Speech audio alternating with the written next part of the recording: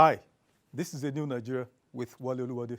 This is your current affairs program where we critically examine the strategic issues bedeviling Nigeria's developmental aspirations and boldly offer practical, bold, and radical ideas on building the Nigeria of our collective desires.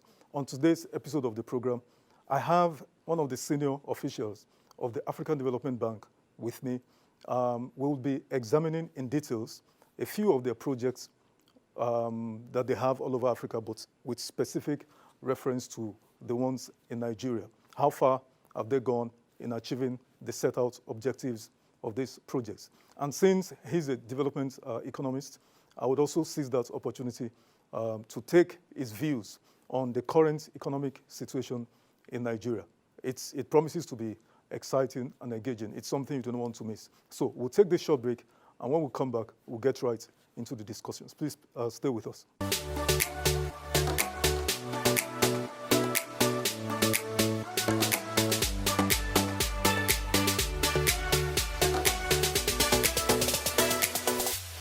Now, this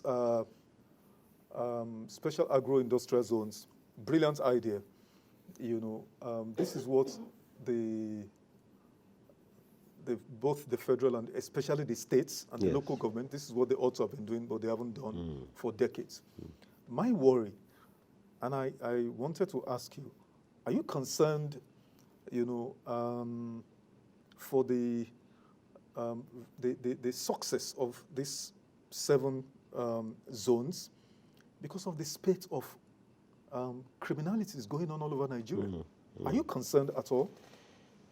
Well, so far, when I look around at the 8 zones where we are starting, the risk of those things are not as great. Okay. We also took into consideration some of those issues when we were, although they were not as escalated as they are now. Of course. Because things have spiked suddenly in a short period. In a short period. Secondly, when you have a productive asset, you must defend it. Absolutely. And we believe that usually a special zone is fenced around. And you ensure that you put security. You put all kinds of things for the safety of those, particularly the hubs, the factory system that you put there. Otherwise, you will scare tenants, zone tenants away. So we part of the thing that we have also discussed is that we want to ensure security of those areas.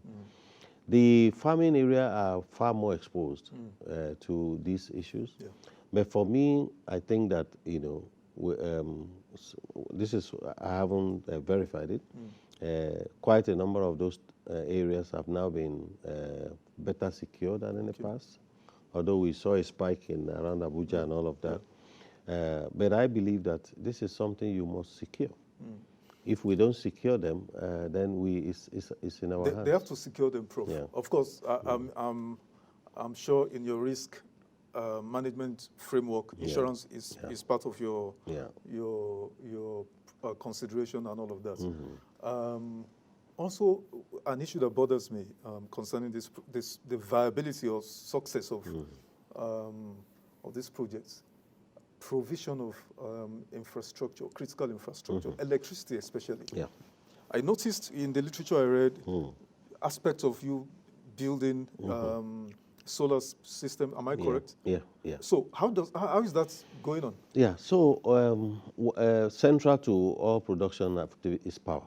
Without that, you can't do anything. You can't do anything. Power, water, drainage. But especially power. Especially power. If we're talking about this scale, this scale of agro-processing zone, electricity is key. So for us, it's both a challenge and also an opportunity for investors who want to, and we've been talking to so many of them, to come and put here because it's so easy, because it's a closed network of people. It's very easy for you to... So the issue of somebody, running away, all of that does not happen. And also collecting your tariff is very easy. It's very easy because you know the people. You can easily enumerate the consumers. And so that's an incentive actually for. And when we started this journey, one of the reasons a bank like Bank of Industry joined us was the attraction of that it's a localized facility.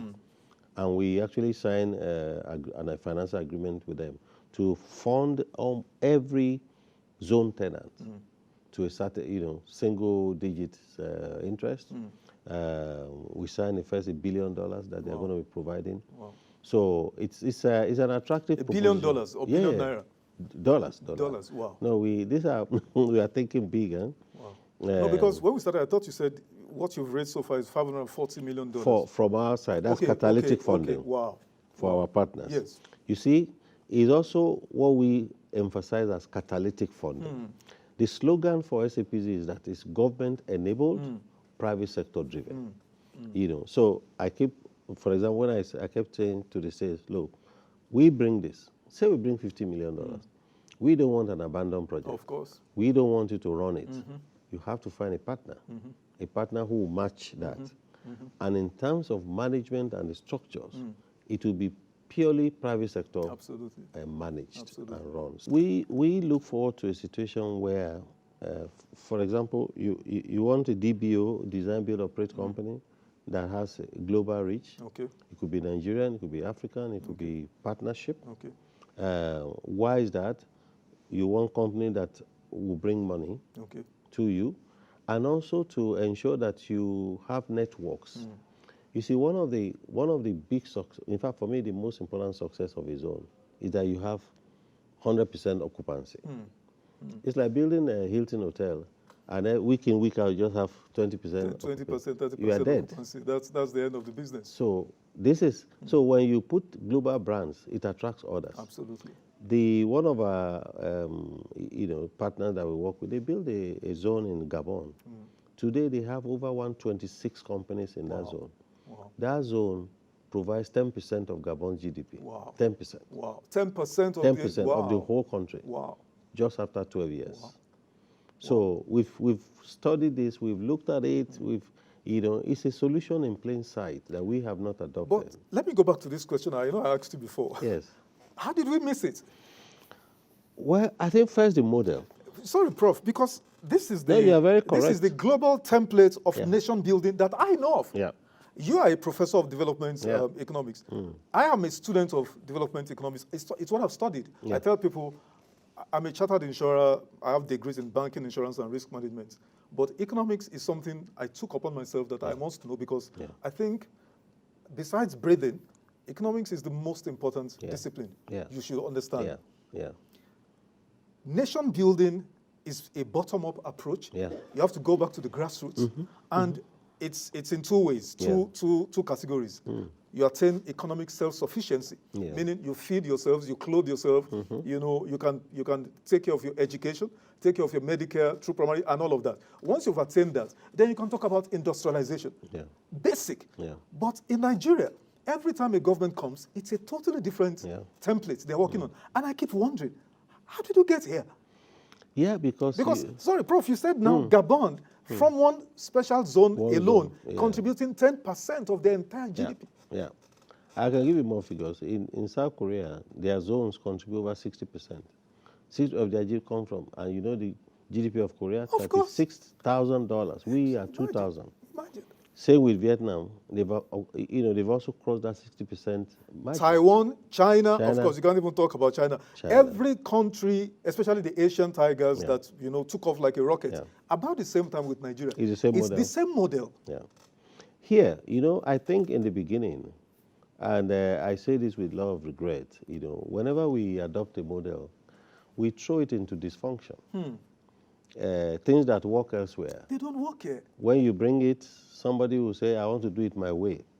So, that has to do with cultural practices or cultural... And with vested interest. Vested interest. And, all kinds of strange behavior that you will say, oh, well, this, I have to do it my way. And you explain to this What about the role of abandoning meritocracy for all sorts of other sentiments? Yeah, no, this is it. It's part of it. So you say to this person, but this is the framework. This is how it's going to work. If you don't use it that way, it's not going to work. It's not going to work. And he says, but I have the power. I am the God. Then we say, okay. But thankfully, I think it's beginning to sink. Are you sure, Prof, that it's beginning to dawn on us? On the SAPZ, we were it has taken us 5 years.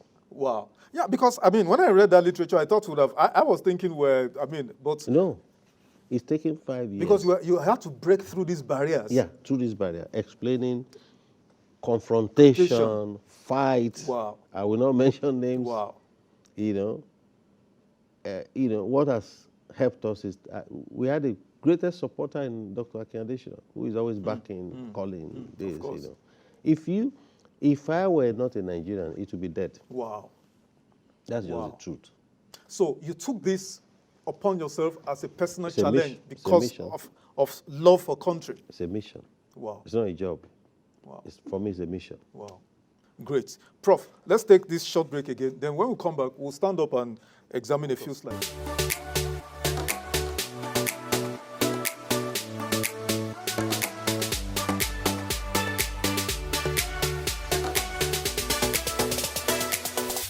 Welcome back.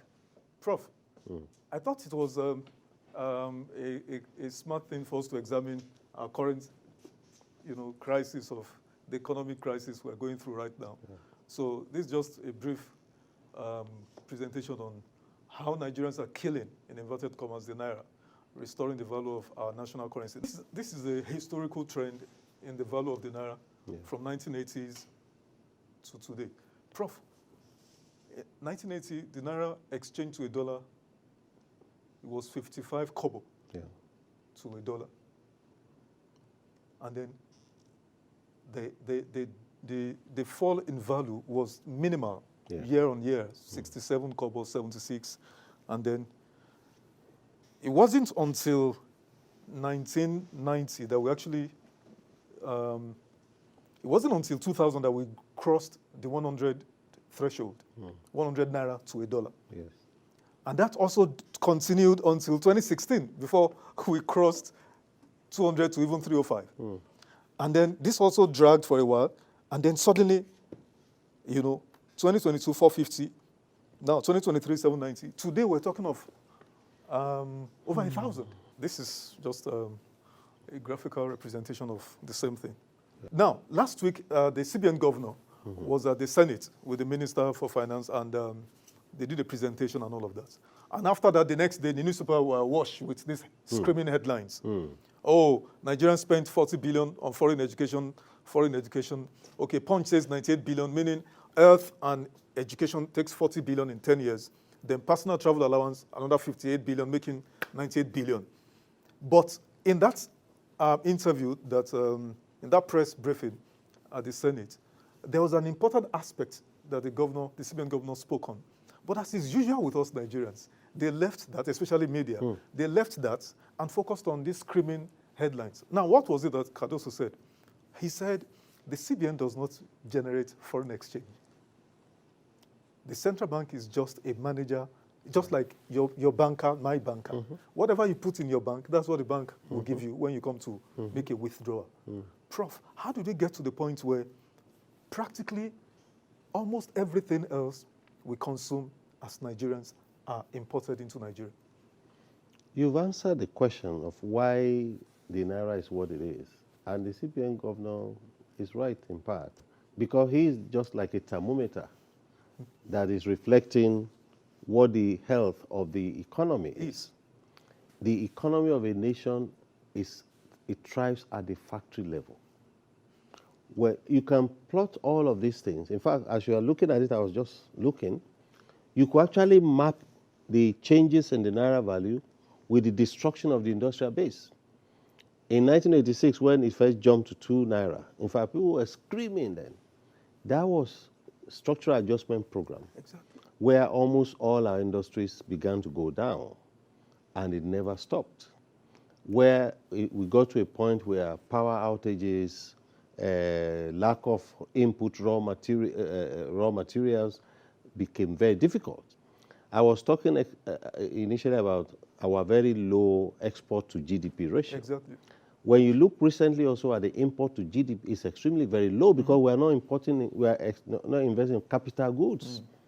An economy that is growing is as much producing manufactured goods as also importing capital goods. Absolutely. So we've left what was important. And we got to a trajectory of dependency. You know, resource dependency breeds luxury item dependency also. Because people are fooled to think they have money. Absolutely. But we don't have money. Absolutely. You know, so we were getting cheap money from crude oil. Our leaders, all those people also got enamored to it. And you can see from we're here. getting free money from crude oil. That Yeah. we were not adding any value to No. the value chain. No. Look at it where we export crude, we import finished PMS and lubricants. Yeah. 24 billion per annum. Yeah. Prof, can you explain how Nigeria is importing $5.5 billion worth of foods annually? Yeah. Cereals, when we have this vast arable land. Again, destruction of the production base, whether it's agriculture, whether it's a factory system. We took our eyes off all of those things, and we think everything that we need, we have cheap money to import. Big mistake. It has happened to almost all resource-dependent countries. Look, just The look at Dutch all of them. disease. The Dutch disease. You talked about Ajakuta steel. Look at what we're spending Yeah. on importation of steel Yeah. and iron. Yeah. Imagine today if we were actually exporting steel rather than importing steel. Imagine today if the petrochemicals we built had happened, plastics, We'll be spending never happen. 2.3 billion on importation of plastics. Yes, imagine today that if Arewa was there, Arewa textile in Kaduna, in all those Sharada industrial estates in Kaduna, in Kano, Aswani textiles in Solo, in Lagos. Isolo. Imagine today the fashion industry, they are importing or the Prof, we used to have Leylands in Ibadan. Yeah. We used to have Pojo Yeah. in Kaduna. We used to have Anamco in Anambra. in Anambra. We used to have Leyland in Now Ibadan. we are the dumping ground of used vehicles. Yeah. And this is what we spend. Yeah. Generators, part of this electrical and electronics. Yeah.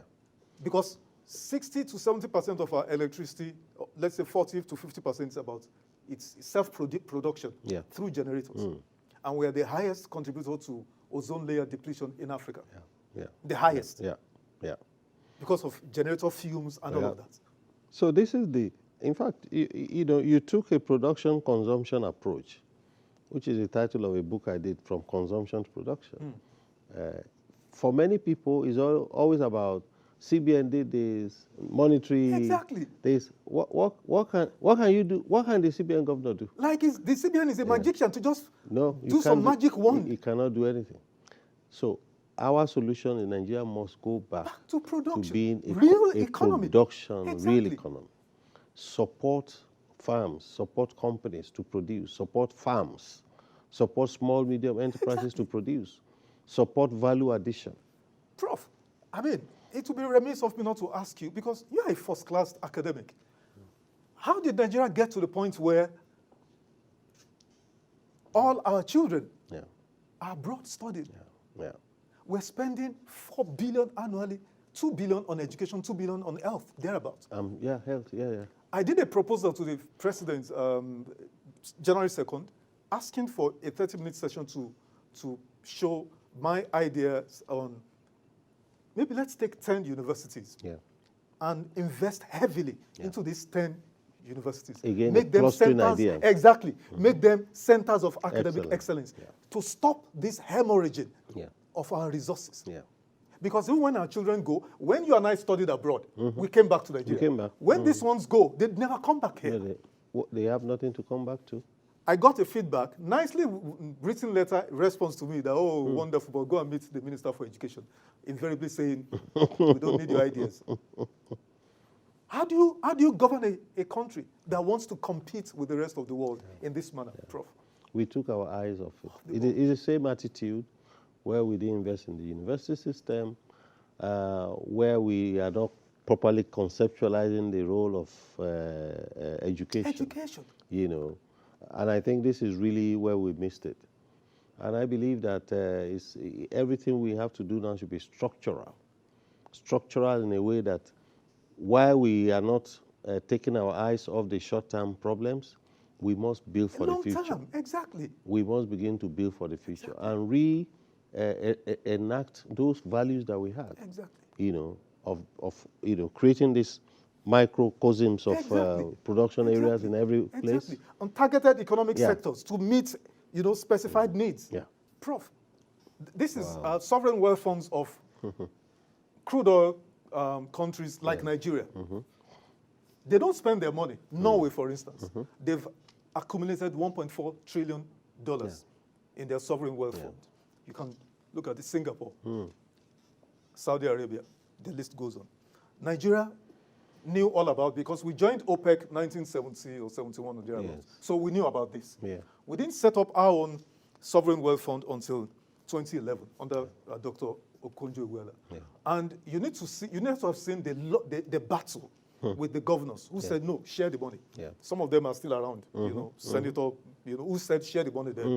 We only put $2 billion in that fund, and that was the end. If we had a sovereign wealth fund that is well funded, 200 billion, 500 billion, the Naira will not be almost worthless. Because one of the things a heavy sovereign wealth fund does, it helps you to hedge against your local currency. I agree. It serves as a buffer against whatever is going on, the vagaries in the international markets. And I think is this short-termist thinking of leaders. Should we? I brought this up because, Prof, should we still be? Because I also advised one of my episodes here that the president is in control of the National Assembly as it is, obviously, but being in control of the National Assembly should be to make laws for the good governance of society. So there's a need to amend the Constitution to insist on a mandatory 30% savings from crude oil revenues before it is shared. Because the future generations have nothing to fall back on. Nothing. The money just comes and they share it, and the governors go back and squander the money. You just told me even the battle. No, absolutely. The battle. I don't want to mention names, but if I told you 2-3 governors at that time that resisted Professor Dr. Okonjo-Iweala to even have the law backing it up, and then the initial seed deposit, it was a battle. It's short-termism. We cannot continue the way we have gone on. So, and that's what I was saying, that you bring something here and somebody says, I want to do it my way. It's a dysfunctionality of policy, So you cannot do it your way and get the result others get. It's not possible. So this is something we need to relearn ourselves, And I think for me, the answer to all of this is to ensure that we make our environment so attractive to production. Diaspora is a big source of remittances for many countries now, including even some advanced India, China, all of them. So people bringing money home. I don't know in what currency they put it, whether it's dollar, but they allow those things because also they want to give incentive to those people. But in the context of what you and I have talked about today, the biggest challenge for us is to stay the course and rebuild the country's productive base. So that will be, Next slide. I think the last one. On electricity, something that's very important. Prof, how come we don't have electricity too? Can we grow? Can we do anything in Nigeria without electricity? No, you can't grow. Now, there's a minister there now who, for the lack of a better term, who is totally out of his depths. He does not have a clue on what is going on there. He's been saying different things. The other day he said, no, we're not going to remove subsidy on electricity. But then this morning I woke up to the news where he said, oh, we cannot continue to subsidize. We're going to remove electricity subsidy and all of that. And then what's the reason? Because of, he said, cost-reflective tariff. And I've explained, I've done almost 5 episodes to explain the reason why the issue of the sector are many, but 2, basically, the grid system is weak, is inefficient. You cannot sit in Abuja and run grids all over Nigeria. It will never work. We're still talking about this issue of breaking it down to localization. But beyond that is metering. So if you have 43 million households and only 12.5 are registered customers of discos, and even of this, only about 7 or so of them are metered, what happened to the remaining? You have to meter them. Whose job is it to meter them? Government's responsibility and the discos. Now, you don't want to do that, but then the few who are metered, you want to saddle the few who are metered with the cost of production. Everybody. The 30.8. Exactly. That's the whole idea of cost-reflective tariff. So when I say the guy is totally out of debt, he does not understand what is going on there. But, Prof, if you guys who are doing these special agro zones, you are building, solar. What does it cost Nigeria? Look at the north. Heat outside is almost killing people in the north. We can build solar power plants. But our leaders are not interested in any of this. I said here, we need to give priority attention to special economic zones, agri-tech hubs, you know, MSME clusters, pretty much what we're talking about. Give them priority attention if we, you know, do this electricity. Fast-track construction of Mambila hydropower that has been going on forever. That is one I never understand. It's been going on forever. Everybody Recently, they went and dug up Oluwagunloye that, oh, he embezzled money. Yeah. And the plant is dead. Nothing is going on there. Of course, I said, okay, this is a national mass metering program that I said they should do through the states, and then unbundle the transmission company of Nigeria and efficient grid management. Prof, as we round up, what's your final word for Nigerian leaders? Assuming the president is listening to you and the governors, speak to Nigerian president and the governors. I would say, let us return Nigeria back to the path of sustainable industrialization. Let us return Nigeria back from being a consumption to a production country. By doing all of this infrastructure, particularly power at the center of everything. Let us make a covenant that we are not going to allow anyone to derail the power program. It's extremely important. And more importantly, let us achieve food security for our people. You know, Yoruba say, when people are hungry, they are angry. But I believe that it's something that we can do. Absolutely. You know, it's not beyond. I just told you, India achieved Green Revolution in 1964. You know, this is 60 years ago. So we can do it. And we don't have to wait another 60 years. I believe that we have the will now, we have the desperation. In fact, sometimes desperation. We're at a critical moment. Yes, fuels passion. So, and for people like us, it's a mission, you know, that we must achieve a new Nigeria. Thank you so much, Prof. Thank you. I must thank you so much, Prof, for coming on the program today. It's been a pleasure having you. Thank and you. I hope this is not the last time. No, Whenever you're in definitely Nigeria, you let me know so that we can always have this conversation. Thank you. Thank you so much, Thank Prof. you, Wale. Thank you so much. You're welcome. Thanks for the good job. You're welcome, sir. Yeah. Now, that's the program today. Remember to follow me on my various social media handles. Subscribe to my YouTube channel so you can watch this particular episode and all the other episodes that are there. Drop me a comment. I'd love to hear from you. And I'll see you next time. Bye for now.